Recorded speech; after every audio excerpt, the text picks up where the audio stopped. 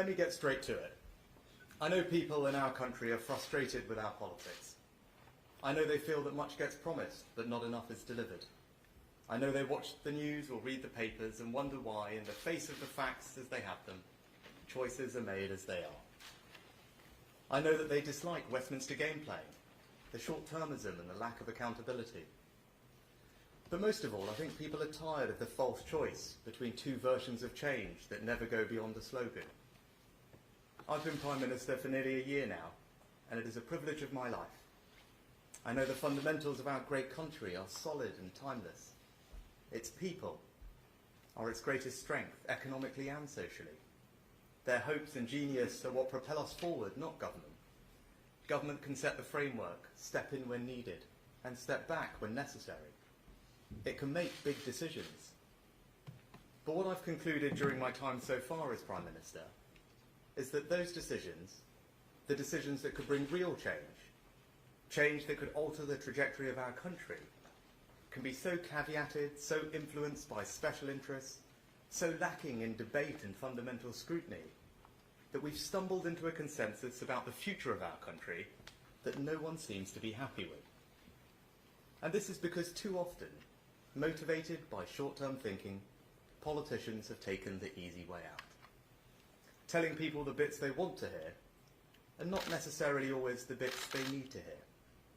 Now, we are making progress, including on my 5 priorities.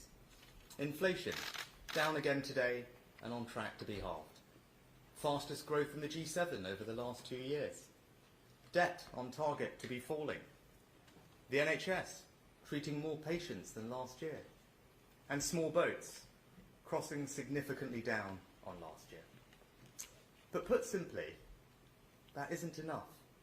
If for too many there remains a nagging sense that the path we're on, no matter which party is in government, isn't quite what we hoped for, and that no one seems to have the courage to say so.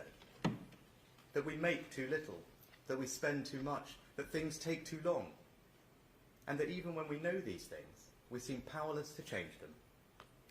Now, I'm here today to tell you that we do not have to be powerless. Our future doesn't have to be a foregone conclusion. Our destiny can be our own choosing, but only if we change the way our politics works. Can we be brave in the decisions we make, even if there is a political cost? Can we be honest when the facts change, even if it's awkward? And can we put the long-term interests of our country before the short-term political needs of the moment, even if it means being controversial? I've spent my first year as Prime Minister bringing back stability to our economy, your government and our country.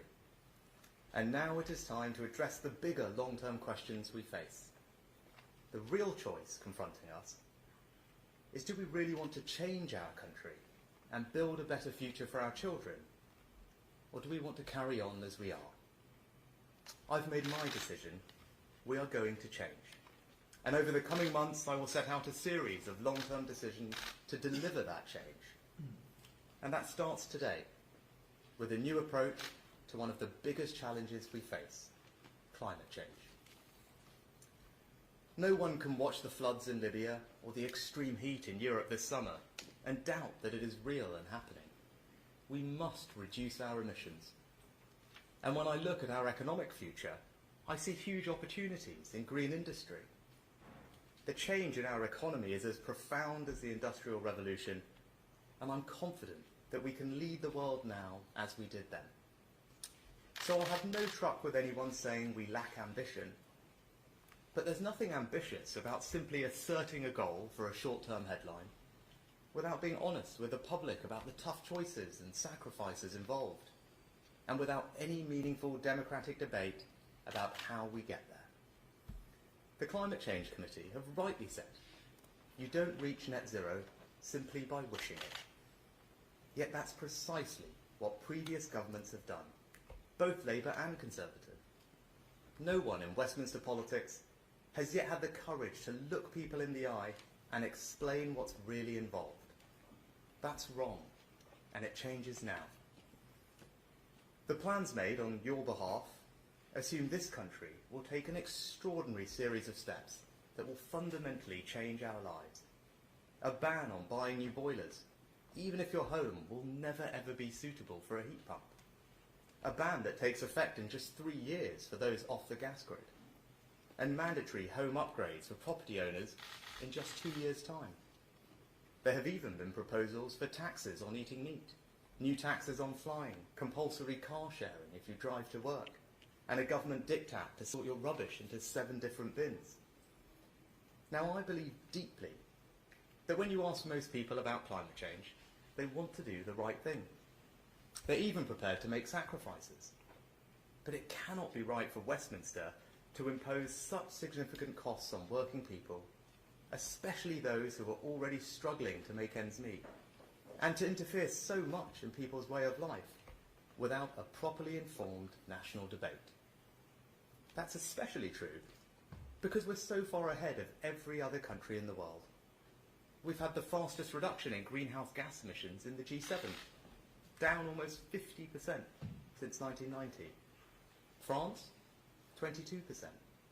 The US, no change at all. China, up by 300%. And when our share of global emissions is less than 1%, how can it be right that British citizens are now being told to sacrifice even more than others? Because the risk here, for those of us who care about reaching net zero, as I do, is simple. If we continue down this path, we risk losing the consent of the British people. And the resulting backlash would not just be against specific policies, but against the wider mission itself, meaning we might never achieve our goal. That's why we have to do things differently. We need sensible green leadership. It won't be easy, and it will require a wholly new kind of politics. A politics that is transparent and the space for a better, more honest debate about how we secure the country's long-term interests. So how do we do that? What is our new approach to achieving net zero? Well, first, we need to change the debate. We're stuck between two extremes. Those who want to abandon net zero altogether because the costs are too high, the burden's too great, or in some cases, they don't accept the overwhelming evidence for climate change at all. And then there are others who argue with an ideological zeal, we must move even faster and go even further, no matter the cost or disruption to people's lives, and regardless of how much quicker we're already moving than any other country. Both extremes are wrong. Both fail to reckon with the reality of the situation. Yes, net zero is going to be hard and will require us to change. But in a democracy, we must also be able to scrutinise and debate those changes, many of which are hidden in plain sight, in a realistic manner. This debate needs more clarity, not more emotion. The test should be, do we have the fairest credible path to reach net zero by 2050 in a way that brings people with us? Since I've become Prime Minister, I've examined our plans, and I don't think they meet that test. We seem to have defaulted to an approach which will impose unacceptable costs on hard-pressed British families, costs that no one was ever really told about, and which may not actually be necessary to deliver the emissions reduction that we need. And why am I confident in saying that? Because over the last decade or more, we've massively over-delivered on every one of our carbon budgets. Despite continuous predictions, we've missed them. We've seen rapid technological advances, which have made things like renewables far cheaper. Just consider offshore wind, where costs have fallen by 70% more than we projected in 2016. And people are increasingly choosing to go green. Look at how demand for electric vehicles has consistently outstripped forecasts. Now, given all these things, I'm confident that we can adopt a more pragmatic, proportionate, and realistic approach to meeting net zero that eases the burdens on working people. And that's the second part of our new approach. Now, I'm not saying there will be no hard choices, and nor am I abandoning any of our targets and commitments. I am unequivocal that we will meet our international agreements, including the critical promises in Paris and Glasgow to limit global warming to 1.5 degrees. I'm proud that our country leads the world on net zero with the most ambitious 2030 target of any major economy. And as we're committed as ever to helping developing countries. Just the other week, I announced $2 billion for the Green Climate Fund, the single biggest commitment of its kind the UK has ever made. But we can do all of this in a fairer, better way. And today I can set out details of what our new approach will mean for people. That starts with electric vehicles. We're working hard to make the UK a world leader. I'm proud that we've already attracted billions of new investments from companies like Tata's Jaguar Land Rover Gigafactory. And I expect that by 2030, the vast majority of cars sold will be electric. Why? Because the costs are reducing, the range is improving, the charging infrastructure is growing. People are already choosing electric vehicles to such an extent that we're registering a new one every 60 seconds.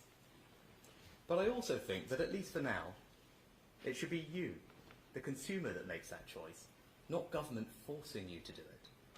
Because the upfront cost still is high, especially for families struggling with the cost of living. Small businesses are worried about the practicalities. And we've got further to go to get the charging infrastructure truly nationwide. And we need to strengthen our own auto industry so we aren't reliant on heavily subsidised, carbon-intensive imports from countries like China. So to give us more time to prepare, I'm announcing today that we're going to ease the transition to electric vehicles. You'll still be able to buy petrol and diesel cars and vans until 2035. Even after that, you'll still be able to buy and sell them second-hand. We're aligning our approach with countries like Germany, France, Spain, Italy, Australia, Canada, Sweden, and US states such as California, New York, and Massachusetts, and still ahead of the rest of America and other countries like New Zealand. Now, to get to net zero, we also need a fairer, better approach to decarbonising how we heat our homes. We're making huge advances in the technologies that we need to do that, like heat pumps. But we need a balance between incentivising businesses to innovate so heat pumps become even cheaper, more effective and more attractive, but without imposing costs on hard-pressed families at a time when technology is often still expensive and won't work in all homes.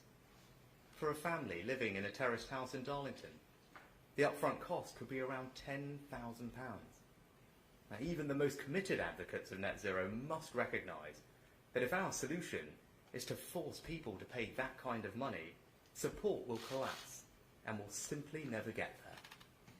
So I'm announcing today that we will give people far more time to make the necessary transition to heat pumps. We'll never force anyone to rip out their existing boiler and replace it with a heat pump. You'll only ever have to make the switch when you're replacing your boiler anyway, and even then, not until 2035.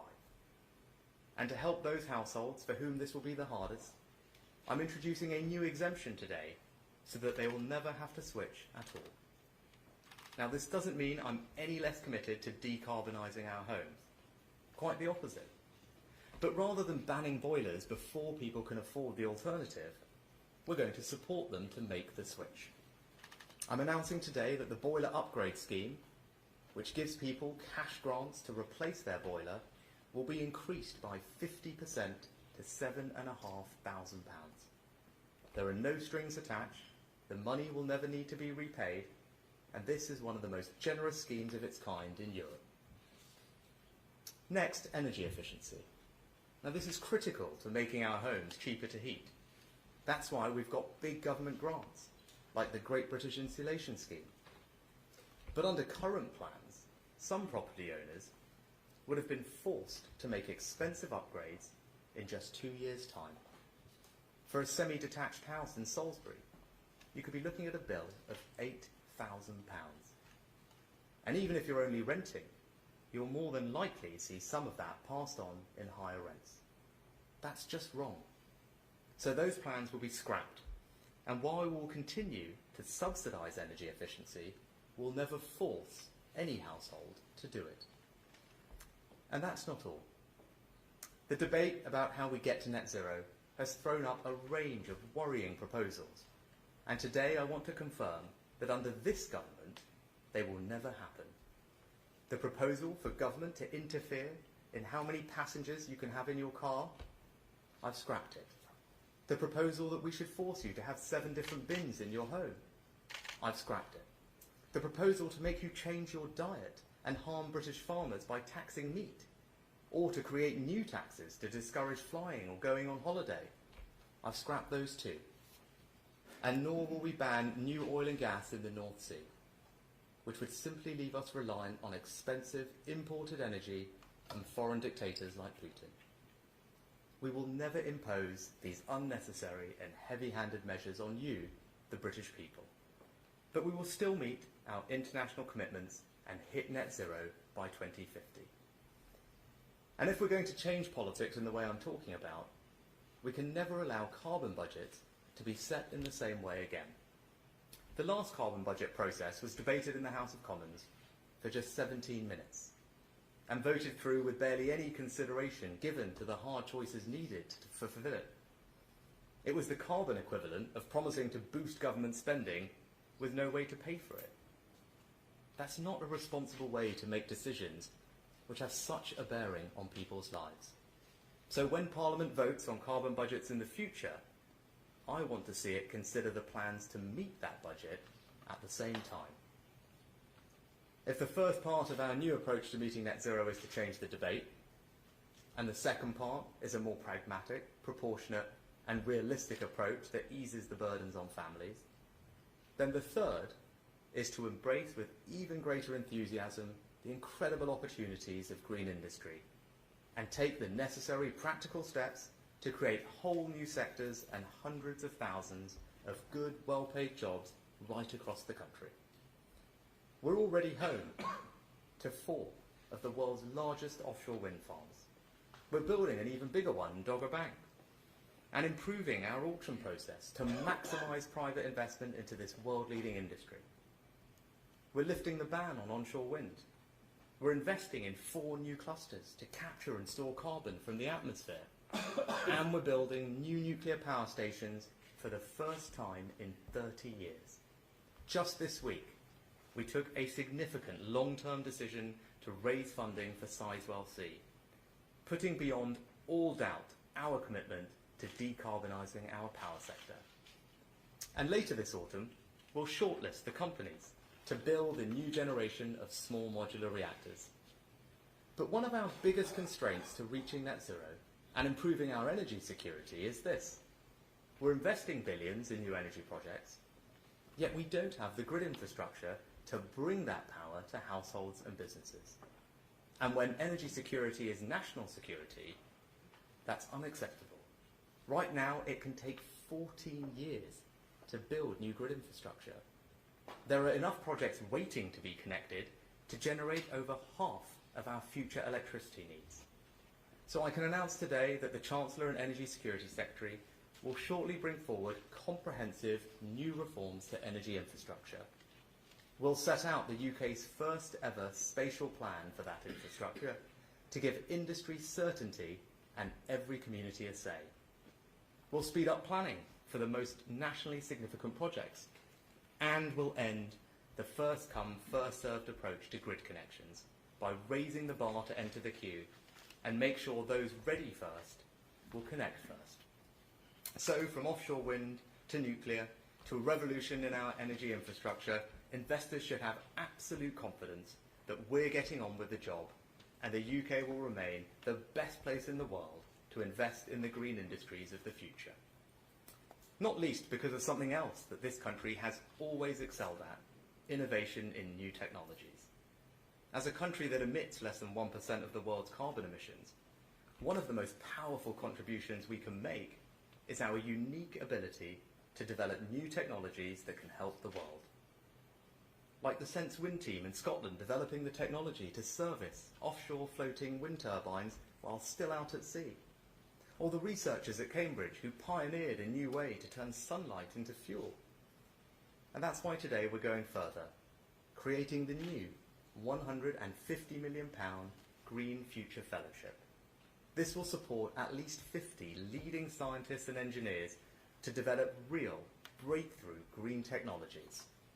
And it builds on the £1 billion I invested as Chancellor in the Net Zero Innovation Portfolio. And finally, we can't tackle climate change without protecting nature, and vice versa. Just the loss of forests alone accounts for the equivalent of 10 times the global emissions of the entire United Kingdom. And in the coming weeks, ahead of my attendance at COP28, I will set out the next stage in our ambitious environmental agenda. So in conclusion, this country is proud to be a world leader in reaching net zero by 2050. But we simply won't achieve it unless we change. We're now going to have a better, more honest debate about how we get there. We'll now have a more pragmatic, proportionate and realistic approach that eases the burdens on families, all while doubling down on the new green industries of the future.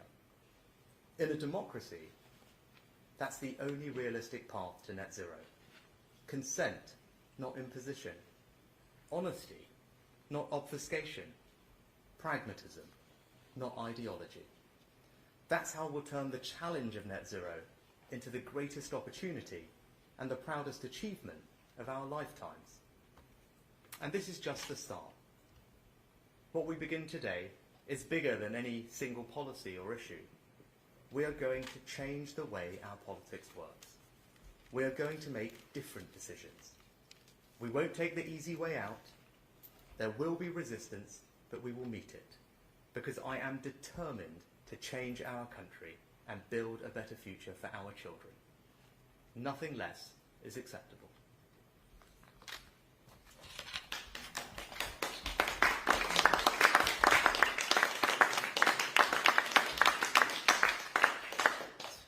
I turn to some questions from the media. Could we start with the BBC, please? Thank you, Prime Minister. Chris Mason, BBC News. Boris Johnson says you're faltering. Businesses say you've robbed them of certainty, and one of your former cabinet colleagues suggests that this risks putting you on the wrong side of history. Is this all because you're panicking about losing the election? I've been thinking about these issues for a long time, and as Chancellor I was concerned about the impact on families of some of the policies that were being mooted.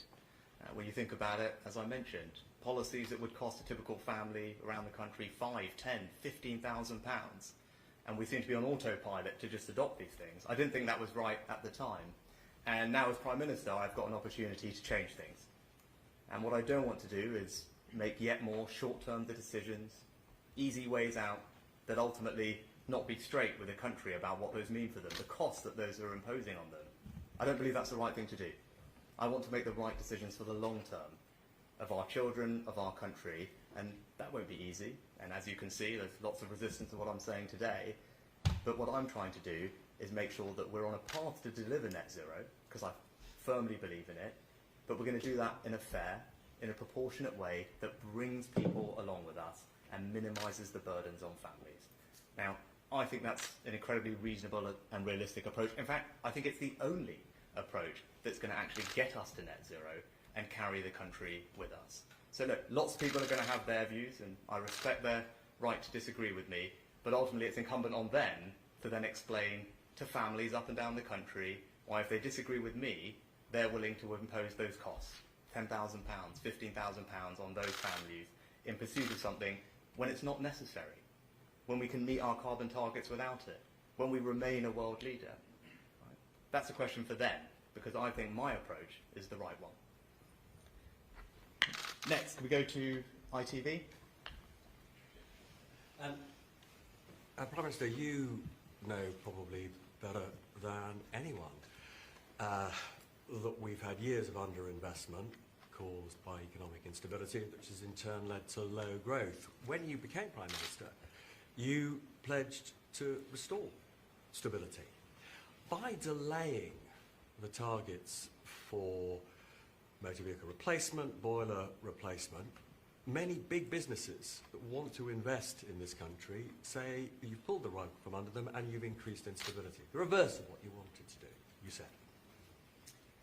The best thing I can do for business is ensure that we actually continue to deliver net zero because it has the consent of the British public.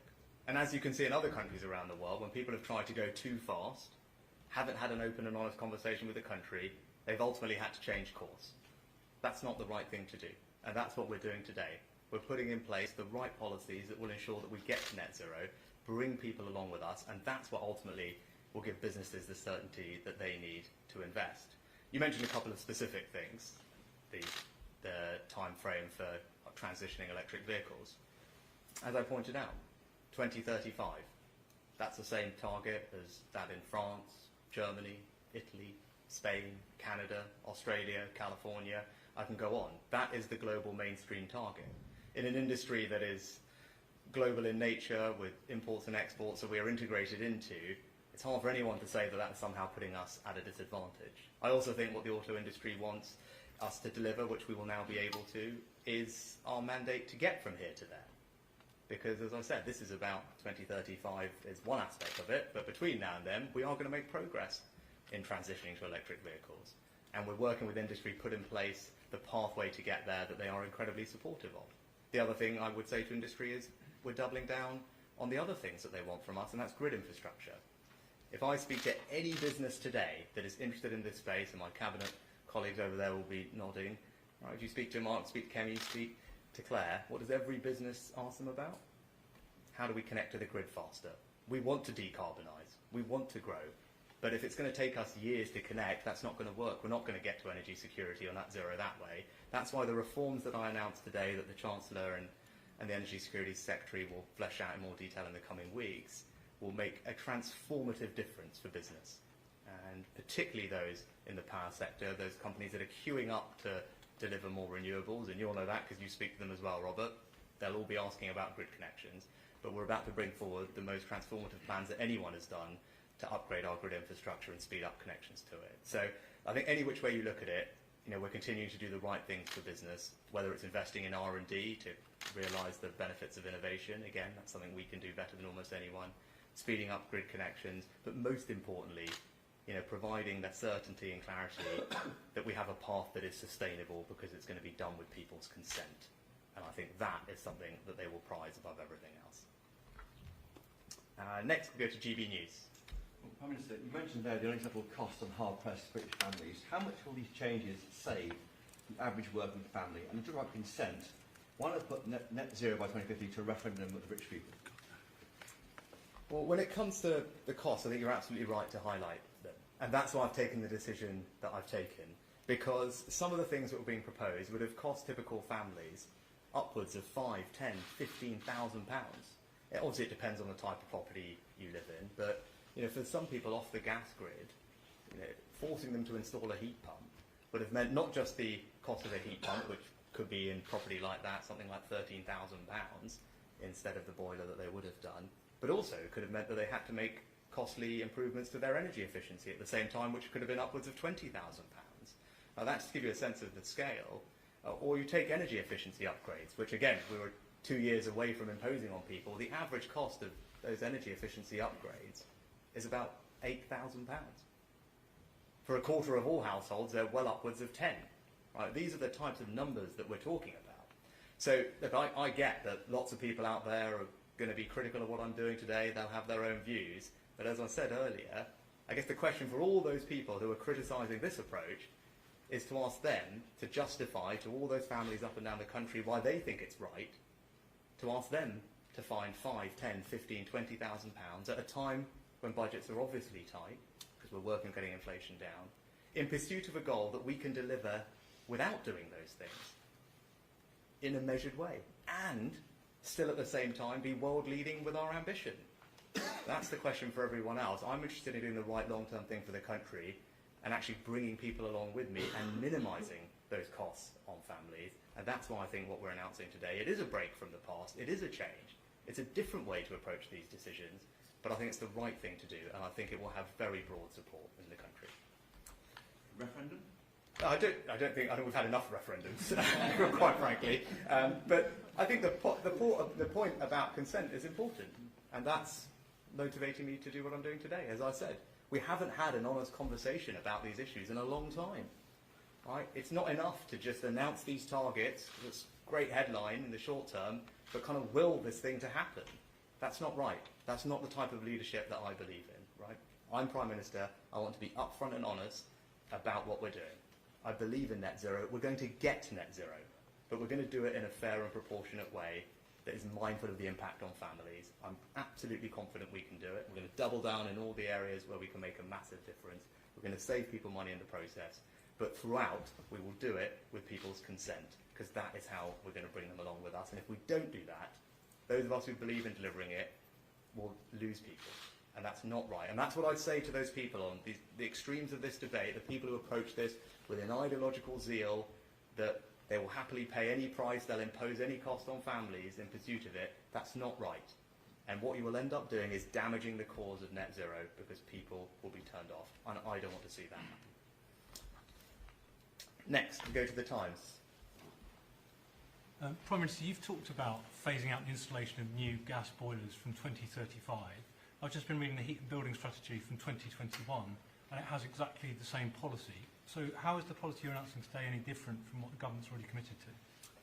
So when it comes to heat, there are a range of different things that were being proposed. And of course, look, it's right, we need to decarbonise our heat first and foremost, right? Everyone who believes in net zero has to acknowledge that over time we need to change how we heat our homes. I want to be upfront with everyone about that, because that's what's necessary. I wouldn't be being straight with you if I was on the one hand saying we're going to deliver net zero, but then pretending that we weren't going to have to change how we heat our homes. We do, but we can do it in a much more measured way. Now, there were a range of things that were being proposed. In just a couple of years, some property owners were being forced to massively upgrade the energy efficiency of their homes at an average cost of about £8,000. We've stopped that from happening. A year after that, we were proposing that those off the gas grid were going to have to make changes to their boilers. And as I said, for many of those people, this was exorbitantly expensive or actually just deeply impractical. We stopped that from happening. And for everybody else, we will have to make the change. Right? 2035 is the right type of time frame because boilers on average last about 15 years, and if we want to get to 2050 and be net zero compliant, you work backwards, that's about the right time frame. So we shouldn't be doing things before then, but that's a sensible time frame to do it. But, as I've announced today, we recognise that there are a number of properties for whom this just won't make sense with the technology and what we know today, and that's why we're introducing a new exemption, which will cover about a fifth of all households. But there are those houses up and down the country, either the extra improvements they have to make for their grid connection or the energy efficiency improvements they would have to make to install the heat pump, just either are not practically feasible or so disproportionately expensive that it's not right. So that new exemption today is a new policy, as well as shifting the timelines out to 25. But again, also, because I am committed to doing this, I'm being upfront that that will need to happen, and we're supporting people today to make the change. So we have a scheme called the Boiler Scrappage Scheme, which provides families with £5,000 right now if you want to make that transition yourself. I'm increasing that today by 50% to £7,500. Now, that's a significant increase. It means it's one of the most generous schemes in Europe. But also, roughly, that £7,500 is about the difference between a typical heat pump and a typical boiler. Obviously, it will vary by circumstances. But what we're saying is, for those people who want to do this, we're going to step in and help you in the short term. That will help grow the industry, get more people adopting this technology and spreading the word. And it's a signal of our intent to make this transition. But that's the right way to do it, not to impose disproportionate bans and mandates on people in the next few years that just come with a huge cost when the technology is not quite ready. Next, we go to the Daily Mail. Thanks, PM. Jason Gross from the Daily Mail. You mentioned the government's carbon budgets. They're legally binding. Some of this other stuff is in law. Can you deliver this package without changing the law? And we've heard from some people on your own benches there is opposition on your side to some of this. Are you confident you can win those votes? You're the chief whip lurking over there. What's he telling you? Can you carry the party on this? Yeah, on the first one, I just want to be absolutely unequivocal about this.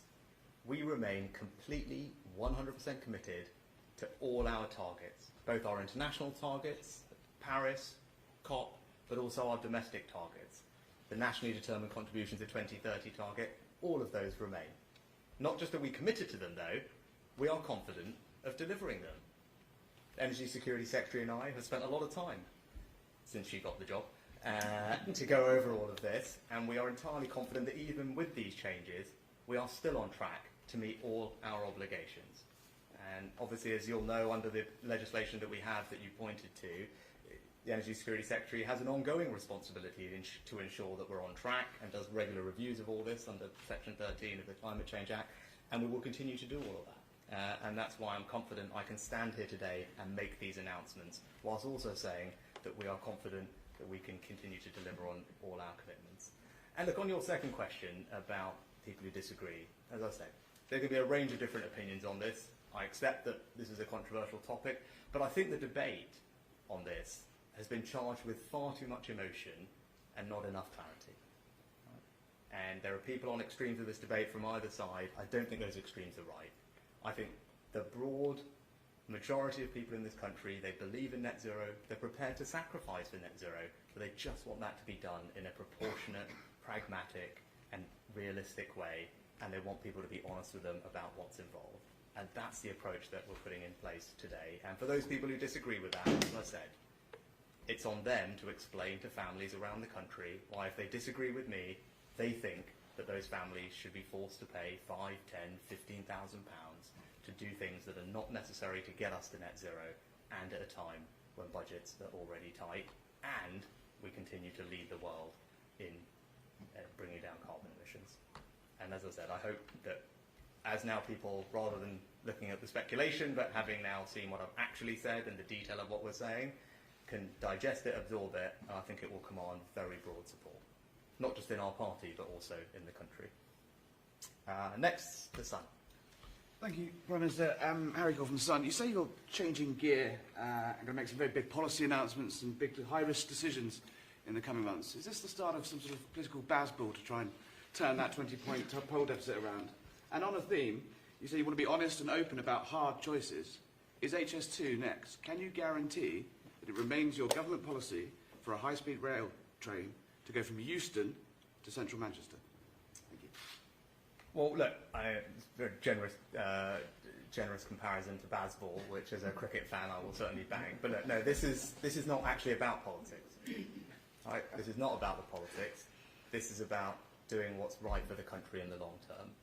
This is about me having had this job for just under a year, thinking hard about the things that will make real difference, that will bring real change to this country, that will put this country on a different trajectory and build a better future for our children, and recognising that those decisions are going to be controversial. But I'm going to do the right thing, and that's the change that I'm going to bring, because we can't deliver that better future for the country. We can't deliver the change that people want to see unless we change how we do politics, and this is an example of that. Now, I'm not going to speculate on all the other things, but this is something that many people have grappled with for a long time, and what I want to do, as I said, is bring transparency and clarity to this debate and set out a very clear direction of travel, which I appreciate is different from what's gone before, but I'm not apologising for that, because I think this approach is the right one. And this one is the one that I think the country deserves, this is what the country needs, and this is what we will deliver. HS2? As I said, I'm not going to speculate on lots of the other things that people will be talking about. What I'm focused on today is something that the Sun in particular has been campaigning on for a long time, is finding a fair, proportionate, pragmatic way to deliver net zero, bring the country along with us, and that's what we're delivering today. Next, can we go to The Guardian? Thanks, Prime Minister. Pippa Carrera from The Guardian. I think a lot of people listening to you will be wondering what exactly you're going to do to replace the specific targets that you rode back on today in order to meet that net zero target for 2050. Can you give us a bit more specific idea of how you're going to do that? And also, if I can ask, you've often said that your daughters are the experts on climate change in your household. How are you going to explain your decision to water down your climate targets today to them? And do you think they'll buy it? So in terms of meeting our climate obligations, I guess it's the same answer that I've given before. The Secretary of State has an ongoing responsibility to ensure that we're on track to deliver all our commitments. We believe we are. There are obviously regular reviews of that happen, but because of all the things that I talked about earlier, the fact that we've consistently over-delivered, the fact that costs are coming down faster than we expected, the fact that adoption is happening faster than we thought, those are all reasons, as well as the myriad of other policies that are in the mix. There's over 100 different policies that are all play a part in helping us deliver our goals. So it's not as simple as one in, one out. You have to constantly look at that entire mix of things, how they're delivering, what the environment is, and that's how the Secretary of State makes our regular assessments. But we believe we are absolutely on track to deliver our commitments, which again, as I would iterate, and this goes to your second point, which I just disagree with. I think it is absolutely wrong to describe in any way, shape or form what I'm doing today as watering down our targets. Our targets remain. Right? Our commitment to net zero and the Paris and COP agreements that we signed remains. And our nationally determined contribution, our 2030 target, remains. And again, just for clarity, because this is the only thing that everyone is consistent on, we are forecast and we have committed to reduce our carbon emissions by 2030 by 68%. There is no other advanced economy in the world who comes close to that kind of commitment. That's a commitment that we're sticking to today. It's a commitment that we're confident we can deliver. Just to give you a sense, we're at 68%. Where's the EU? 55%. Australia, 45%. America, Japan, 40%. Canada, 20%. New Zealand, 18%. So this idea that we're watering down our targets is just wrong, right? And this goes to this debate where there's all this emotion in it and people on extremes, but those are the facts. So if someone thinks that what we're doing is somehow not sufficient, not ambitious enough, I don't know what they'd say to pretty much every other country in the world, because we are way out ahead already and continuing to maintain that leadership. So I'm very confident that what we're doing is right, because not only do we have these world-leading targets, we're actually just doing it in a better way that will bring the country along with us and save families thousands of pounds. And there's nothing watering down about that. That's why I have no problem whatsoever defending it, not just to my daughters, who, quite frankly, these aren't, it's not them who are going to have to fork out 10 grand, right? This is the families up and down the country right now who are working hard. Inflation is higher than any of us would like it to be, but thankfully today the numbers show that we're on track to bring it down. And the question is, I don't want those families to have to bear unnecessary costs at the same time as delivering all these things, and we don't have to. So I'm entirely comfortable with what I'm doing, and I think it's entirely wrong to describe it in any way, shape or form as watering anything down. And lastly, LBC. Theresa May brought in the net zero target in 2019, as you know. Why has it taken the Conservative Party 4 years to be honest about the cost of net zero and what it all means for us? And will you now be honest today and admit that despite this delay, despite these pushing back, getting to net zero will cost Britain and the taxpayer quite a lot of money? I don't think this is about actually individuals or personalities. As I said in my speech, right, we talk about net zero in 2008, the original act, and I think both parties over that long period of time, haven't had this honest conversation with the country about what exactly is involved. And there are lots of reasons for that, but it's not easy, right? You can see all the flack I'm getting today and yesterday because trying to have this conversation when it's charged with so much emotion, when there's people who are just very ideological about it, is not an easy thing to do. But that's not going to stop me from doing what I believe is right. Right, so I'm not going to chase the short-term headline. I'm not going to take the easy way out. That's not how I'm going to do this job. I am going to bring change because I want to put this country on a different trajectory. I want a better future for our children, and we're not going to get that unless we change how we do things. And today is the first example of a big change in approach, a change in the way we do politics, to put the long-term interests of the country first, ahead of the short-term and chasing the easy way out. And as I said, I think it's the right thing to do, and I genuinely believe it will command very broad support. Thank you very much for your time.